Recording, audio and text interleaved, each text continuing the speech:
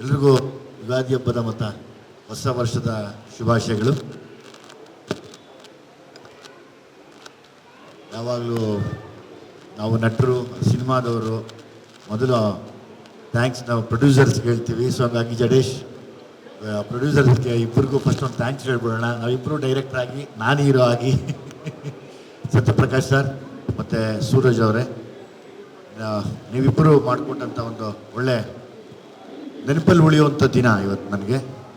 ಅದಕ್ಕೆ ಹಿಂದೆ ನಿಂತಿರೋರು ನನ್ನ ತಮ್ಮನ ಸ್ಥಾನದಲ್ಲಿರೋ ಜಡೇಶ್ ಯಾವತ್ತೂ ಮರೆಯೋಕ್ಕಾಗಲ್ಲ. ಸೊ ಹಂಗಾಗಿ ಮೊದಲನೇ ಧನ್ಯವಾದನ ತಮಗೆ, ತಮ್ಮ ಮನೆಯವ್ರಿಗೆ, ಸೂರಜ್ ಅವ್ರಿಗೆ, ಅಕ್ಕ ಅವ್ರಿಗೆ ಎಲ್ರಿಗೂ ತಿಳಿಸಿ ವಿಷಯನ ಪ್ರಾರಂಭಿಸ್ತೀನಿ. ಯಾಕೆಂದರೆ ತುಂಬ ಎಮೋಷ್ನಲ್ ಆದ ದಿವಸ ಕೂಡ, ತುಂಬ ವಿಶೇಷ ಕೂಡ ಇವತ್ತು. ನನ್ನ ಮಗಳಿಗೆ ಅದೇ ಹೇಳ್ತಾ ಇದ್ದೆ, 30 ವರ್ಷ ನಾನು ಇವತ್ತಿಗೆ ಹೀರೋ ಆಗಿ 18 ವರ್ಷ, ಅದಕ್ಕೆ ಮುಂಚೆ ಸರ್ಕಸ್ ಹೊಡೆದಿದ್ದೊಂದು 10 ವರ್ಷ 15 ವರ್ಷ, 30 ವರ್ಷ ಈ ಸ್ಥಾನಕ್ಕೆ ಬರೋದಕ್ಕೆ ಪ್ರತಿದಿನ ನನಗೆ ಮೆಟ್ಲುಗಳಾಗಿದ್ದೇ ನನ್ನ ಅವಮಾನ, ನನ್ನ ನೋವುಗಳು. ಇಲ್ಲಿವರೆಗೂ ಕೂಡ ಅದನ್ನು ಈಸಿಯಾಗಿ ಹತ್ತಿಸ್ಕೊಂಬಂದು ಹಂಗೆ ಕೊಟ್ಬಿಡ್ತಾ ಇದ್ದೀನಿ. ದಯವಿಟ್ಟು ಅದನ್ನು ಹುಷಾರಾಗಿ ಕಾಪಾಡ್ಕೊಂಡು ಹೋಗಮ್ಮ ಅಂತ ಹೇಳ್ತಾ ಬರ್ತಾ ಇದ್ದೆ ದಾರಿಯಲ್ಲಿ. ನಾನು ಅಷ್ಟೊಂದು ಎಮೋಷ್ನಲ್ ದಿವಸ ಇವತ್ತು ನನಗೆ. ಕಥೆ ಬಗ್ಗೆ, ಮೋನಿಕಾ ಬಗ್ಗೆ ಮಾತಾಡ್ಬೇಕಾದ್ರೆ ಮೊದಲು ಇದೇ ಮುಗಿಸ್ತೀನಿ.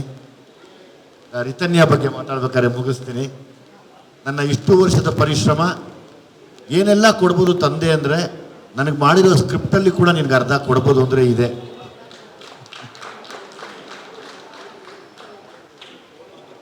ನಾನೇ ಹೀರೋ ಕೂಡ ನಿಂತ್ಕೊಂಡು ಮಾಡ್ಕೊಂಡ್ಬಿಡ್ಬೋದಾಗಿ, ಜಡೇಶ್ ನನಗೆ ನಾನೇ ಬೇಕು ಅಂತ. ಅಂದರೆ ಇನ್ನೇನೆಲ್ಲ ಸ್ಯಾಕ್ರಿಫೈಸ್ ಮಾಡ್ಬೋದು ತಂದೆ ಅಂದರೆ ಇದನ್ನು ಕೂಡ ಮಾಡಿದ್ದೀನಿ ಅಂತ ಒಂದು ತೋರ್ಸೋಕ್ಕೆ ಇಷ್ಟಪಡ್ತೀನಿ ರಿತನ್ಯ. ಗೊತ್ತಿಲ್ಲ, ನಾನು ಹೀರೋ ಆಗೋಕ್ಕಿಂತ ಮುಂಚೆ ನಾನು ನೆನ್ನೆಯಿಂದ ಯಾವುದೇ ಯೋಚನೆ ಮಾಡ್ತಿದ್ದೆ.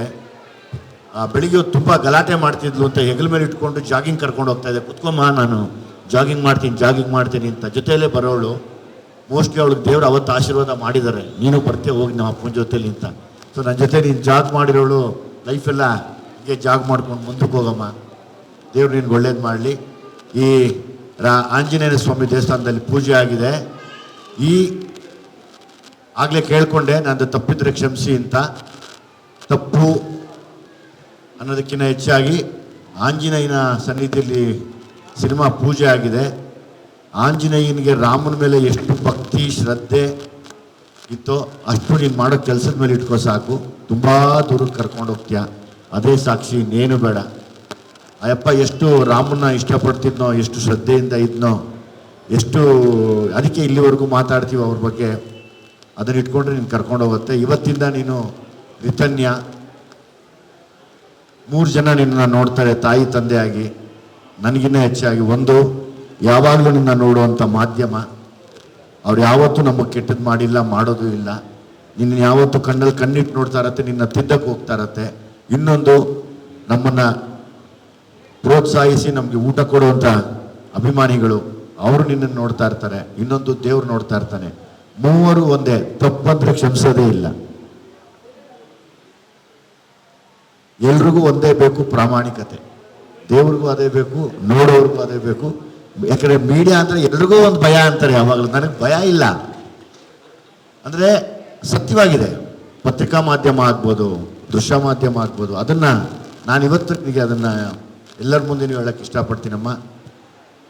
ನಿನ್ನ ಜೀವನ ತುಂಬ ಚೆನ್ನಾಗಿರಲಿ, ಸುಖವಾಗಿರು, ಚೆನ್ನಾಗಿರು. ದೇವರು ತುಂಬ ದೊಡ್ಡ ಮಟ್ಟಕ್ಕೆ ಕರ್ಕೊಂಡು ಹೋಗಿ ನಿನ್ನ.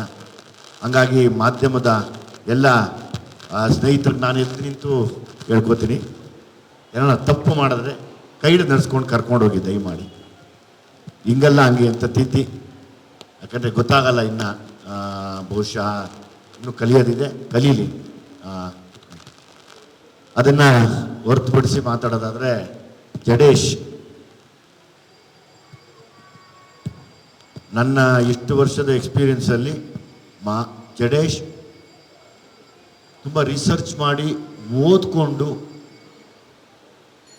ಅದ್ರ ಮೇಲೆ ನಾನು ಸಿನಿಮಾ ಮಾಡಿದ್ರೆ ಏನಾಗುತ್ತೆ ಅಂತ ಯೋಚನೆ ಮಾಡಿ ನಿರ್ದೇಶನ ಮಾಡುವಂಥ ನಿರ್ದೇಶಕರಲ್ಲಿ ಜಡೇಶ್ ಕೂಡ ಒಬ್ಬರು. 100% ಹೇಳ್ತೀನಿ, ಜಡೇಶ್ ಒಬ್ಬ ತುಂಬ ದೊಡ್ಡ ಆಲ್ರೆಡಿ ದೊಡ್ಡ ಡೈರೆಕ್ಟ್ರು, ಇನ್ನೂ ದೊಡ್ಡ ಮಟ್ಟಕ್ಕಂತೂ ಹೋಗೋದು ಕನ್ಫರ್ಮ್ ಇದೆ. ಅದು ಅದರಲ್ಲಿ ಎರಡು ಮಾತಿಲ್ಲ. ಯಾಕೆಂದರೆ ಈಗ ನನಗೆ ಇಂಡಿಪೆಂಡೆಂಟ್ ಆಗಿದ್ದೀನಿ, ಇವಾಗ ನಾನು ನಟ, ಡೈರೆಕ್ಟರ್ ಅಲ್ಲ ಈಗ. ಸೊ ಹಂಗಾಗಿ ನಮಗೆ ಒಳ್ಳೆ ಮೇಷ್ಟ್ರುಗಳು ಸಿಗಲಿಲ್ಲ. ಈ ಥರ ಒಳ್ಳೆ ಮೇಷ್ಟ್ರು ಸಿಕ್ಕಿದ್ರೆ ನಾವು ಚೆನ್ನಾಗಿ ಆಗ್ತಾ ಇದ್ವಿ ಏನೋ. ಅಲ್ಲಲ್ಲಲ್ಲಿ ಸಿಕ್ಕಿದ್ರು, ಆಮೇಲೆ ಗೊತ್ತಾಗಲಿಲ್ಲ ನಮಗೆ ಬೇರೆ ಬೇರೆ. ಹಂಗಾಗಿ ನನಗೊಂದು ಒಳ್ಳೆ ಮೇಷ್ಟ್ರು ಥರ. ಜಡೇಶ್ಗೆ ಆಲ್ ದಿ ಬೆಸ್ಟ್ ಹೇಳ್ತೀನಿ. ಅಟ್ ದ ಸೇಮ್ ಟೈಮ್ ನಾನು ಯಾವಾಗಲೂ ಖುಷಿ ಪಡುವಂಥದ್ದು ಇಬ್ಬರನ್ನ ನೋಡಿದಂಥ ಇಬ್ಬರು ತಂದೆ ಮಕ್ಕಳನ್ನ ಅದು ಹೆಂಗೆ ಹೇಳೋಕ್ಕಾಗತ್ತೆ. ಅದು ನಾನು ನನ್ನ ಮಗನಿಗೆ ಹೇಳಿದೆ, ನಾನು ಪ್ರೊಡ್ಯೂಸರ್ಸ್ನ ನೋಡಿದೆ, ಅವ್ರು ತುಂಬ ಚೆನ್ನಾಗಿದ್ದಾರಪ್ಪ, ಅವ್ರು ಅನ್ಯೋನ್ಯವಾಗಿ ಆ ಥರ ನೀವು ಆಗಬೇಕು ಕಣೋ ಅಂತ ಕೇಳಿದೆ.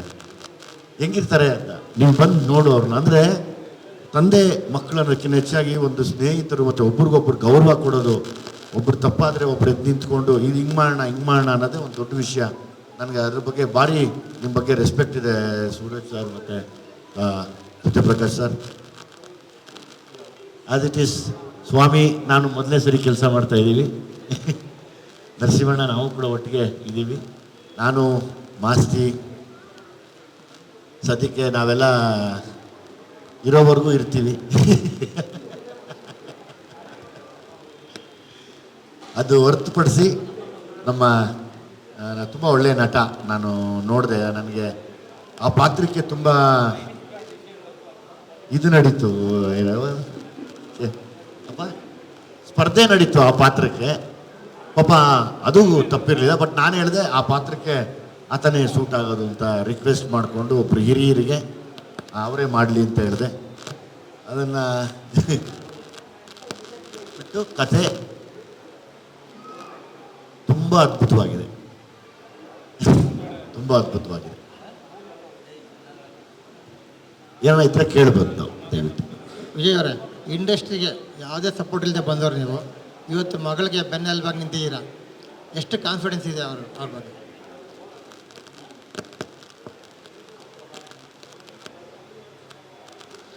ಆಕೆ ಮಾಡ್ಕೊಂಡಿರೋ ತಯಾರಿ ಅಂದರೆ ಇಲ್ಲಿವರೆಗೂ ಏನೇನೋ ಅನುಪಮ್ ಕೇರ್ ಸ್ಕೂಲಲ್ಲಿ ಮತ್ತು ನೀನಾಸಮ್ಮ ಇದರಲ್ಲಿ ಕಲ್ತಿರುವಂಥದ್ದು. ನನಗೆ ಒಂದು ನಂಬಿಕೆ ಇದೆ, ಸೋಲೋದಿಲ್ಲ ಅವಳು ಅಂತ. ಕಾನ್ಫಿಡೆನ್ಸ್ ಇದೆ, ಮಾಡುವಂಥ ಎಲ್ಲ ಶಕ್ತಿ ಇದೆ. ಅದಕ್ಕೆ ನಾನು ಅದನ್ನು ನಿಮ್ಮ ಮುಂದೆ ಕೇಳ್ಕೊಂಡಿದ್ದು, ಉಳಿಸ್ಕೊಂಡು ಹೋಗಮ್ಮ ಇದನ್ನು ಅಂತ ಆ ನಂಬಿಕೆ ಇದೆ. ಅದಕ್ಕೆ ನಾನು ಯಾವಾಗಲೂ ಇಲ್ಲಿವರೆಗೂ ಏನು ಅನುಪಮ್ ಕೇರ್ ಸ್ಕೂಲಲ್ಲಿ ಕಲ್ತಿರೋದು ಅಥವಾ ನಮ್ಮ ಬೇರೆ ನೀನಾಸಮ್ ಸ್ಕೂಲಲ್ಲಿ ಕಲ್ತಿರೋದು ಅದನ್ನ ಹೊರತುಪಡಿಸಿ ಆ್ಯಕ್ಟಿಂಗ್ನ ಕಲಿತಾ ಇರಬೇಕು. ಹೇಳ್ಕೊಡೋ ಮಾತು ಕಟ್ಕೊಡೋ ಬುದ್ಧಿ ಕೊನೆವರೆಗೂ ಬರಲ್ಲ. ದಿನ ಹೊಸದು ಕಲಿತಾ ಇರಬೇಕು. ಸೊ ಹಂಗಾಗಿ ಹೊಸದು ಕಲಿತಾ ಇರಮ್ಮ. ತಯಾರಿ ನಡೆದಿದೆ.